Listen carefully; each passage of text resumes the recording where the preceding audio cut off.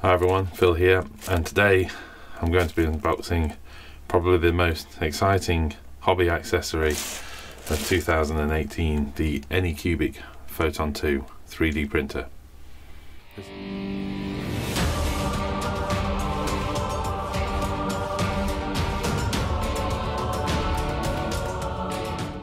You might be able to tell I'm a bit excited.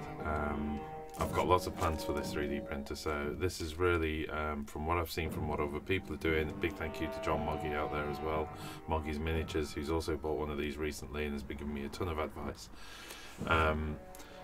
This is a pretty exciting thing for me. I've been using a 3D printer now for 2 years for creating scenery, doorways for Zone Mortalis, bases for models, etc. But I've always been frustrated by the quality of them.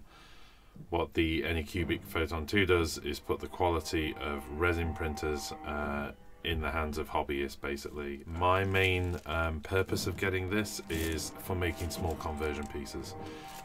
For instance, I'm working on a rune smiter on the back of a larger sort of magmadroth conversion, and I want to create a whole throne for him to sit on and kind of anvil and kiln and all the rest, so this is going to be perfect for doing that.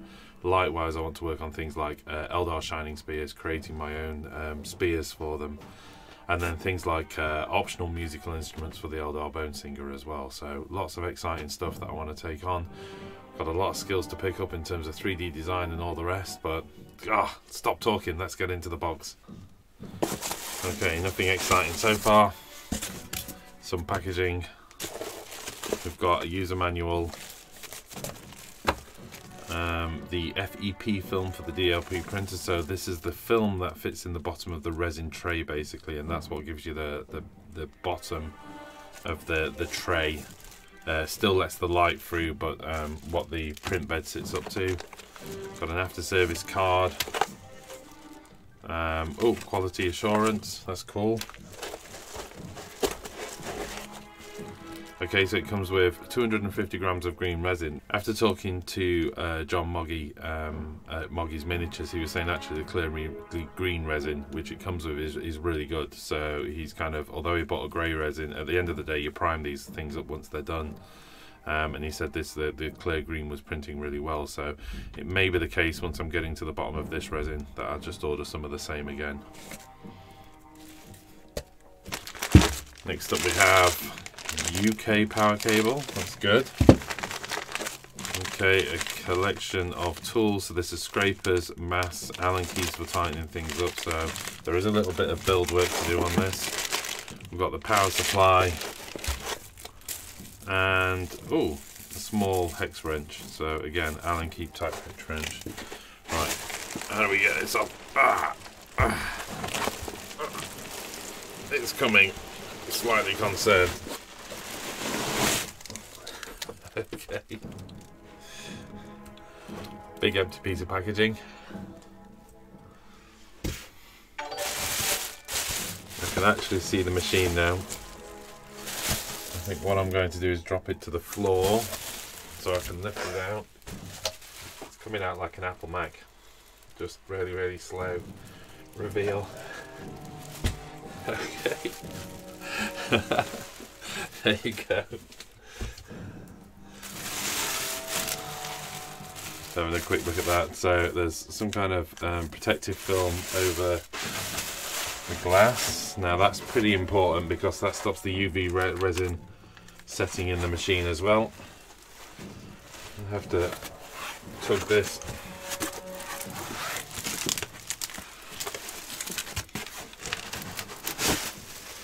Put that to one side, and there you go. So there's the machine.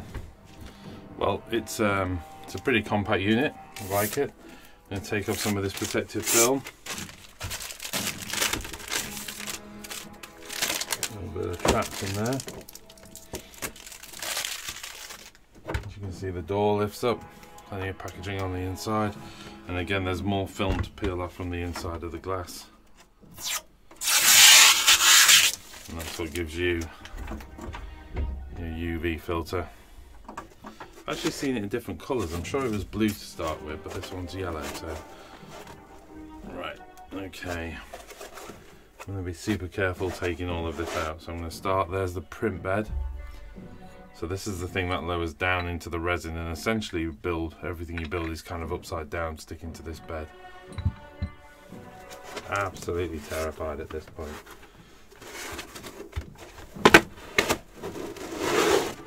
Ugh, that wasn't worrying at all. Here we've got some filters for filtering your resin. They recommend not leaving the resin for more than 2 days, so you've got little filters to put it back in. And then in the bottom of here we have the actual tray. There's some thumb screws there to undo. And that comes out. Right, let's get the rest of these film off. Just because I hate having this film on anyway. And then now I'm going to spend ages getting all the tiny bits out that are trapped behind the screws. In fact, I'll probably undo the screws now and take those bits out. So there you go. That's about the most exciting hobby accessory I think I've ever laid my eyes on. I'm not going to set it up right now. I've got some, I believe it or not, I've got other stuff to do, so it's going to have to just sit there for a while I dream about setting it up. When I get this set up, I'll do a few more videos and kind of keep everybody posted on how I'm getting on with it really. I've got a few projects to start in mind to start with, as I mentioned, but at the moment I'm going to focus on getting it set up and printing a test object out and seeing how that comes out.